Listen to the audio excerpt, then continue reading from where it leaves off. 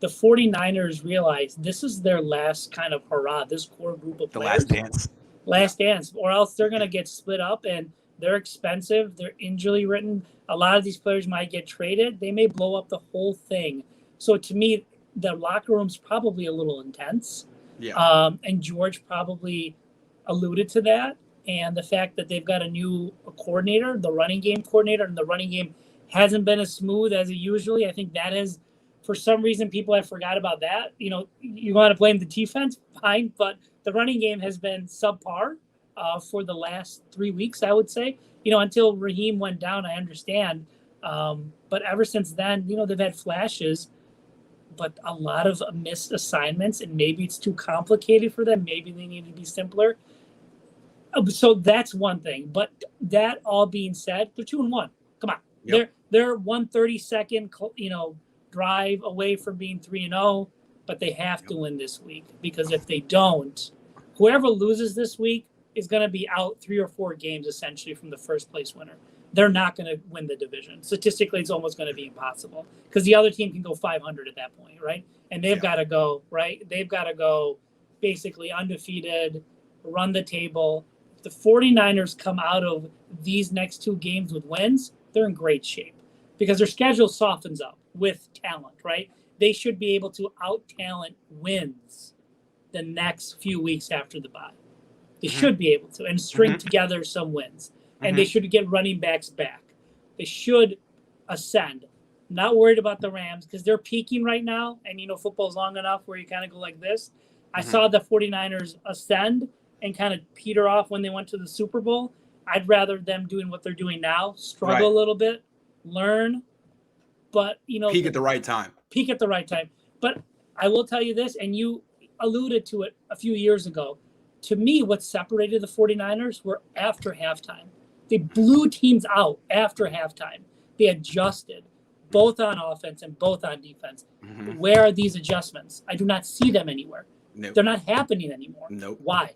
Now, Kyle adjusted the last 2 weeks on offense. He finally got some offense going after halftime, but the defense, they couldn't figure out what they wanted to do against Chips the entire game, and they had to talk about it the next day. And it takes Bosa to be, as much as we joke around Bosa, but he took ownership of it. You know what I mean? But do you really? I mean, Salah not having Salah was going to cost us a game or 2. It's already cost us 1 game. He's such an asset. Yep. He was such an asset. Yep. And I think, turn around, Salah's also finding out that talent wins in the NFL. You don't have a Nicky Bosa. You don't have. Oh my God.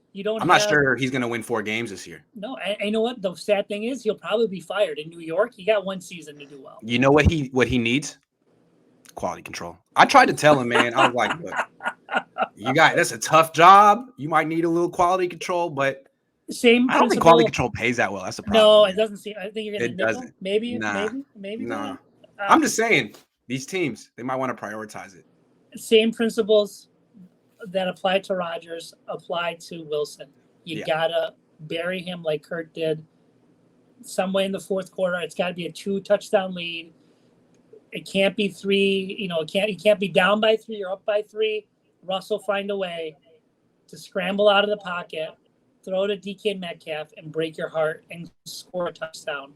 You have to. You're telling me you don't think Drake Kirkpatrick can cover DK Metcalf? What a hater! Hey, listen, I'm not going to doubt that a professional athlete can cover another professional athlete once or twice for the whole game. That's where you make your money, right? Right. Jason Barrett could cover DK probably 80% of the time. I don't know how much, and the percentage of the time the other guy can, maybe 50.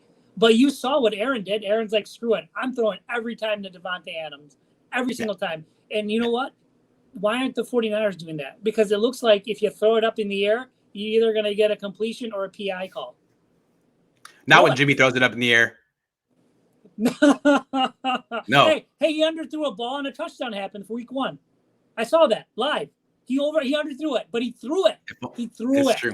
The defense had to be like, all right, the guy's going to throw more than 20 yards on the field. Maybe we don't have our safeties come in that much. That was the best throw he's made in years. He identified man-to-man coverage. It was a low-risk throw. He gave Debo a chance, as opposed to the one this week against Green Bay. I know everyone's giving him a pass for that, but it's like, I don't know. I don't know. That was a definition. So that one upset me the most because to me, he had the other tight end wide open, and it showed that he's a one-read quarterback. It made me very frustrated because it was the right call. He couldn't execute it because of his arm strength, but a good quarterback, Chad Pennington, would have checked down. He would have, and he would have gotten first down. That's right. He would have. You know, being a New Yorker and seeing Chad, that's the difference between him and Drew Brees. Drew Brees would have thrown that knowing he would have made a completion. Had there even been a minute, I'm not going to do it, he would have checked down. Checked down. Agree. And that's the difference. Agree. Love that picture in the back. Oh, great shot of Jed York and Parag. It really, I think it's nice. Nice picture. What, they probably have the same temperament as these two. Hey, it's good to see you, man. Good to see you. All right, I'll see you next time. I'll see you next time.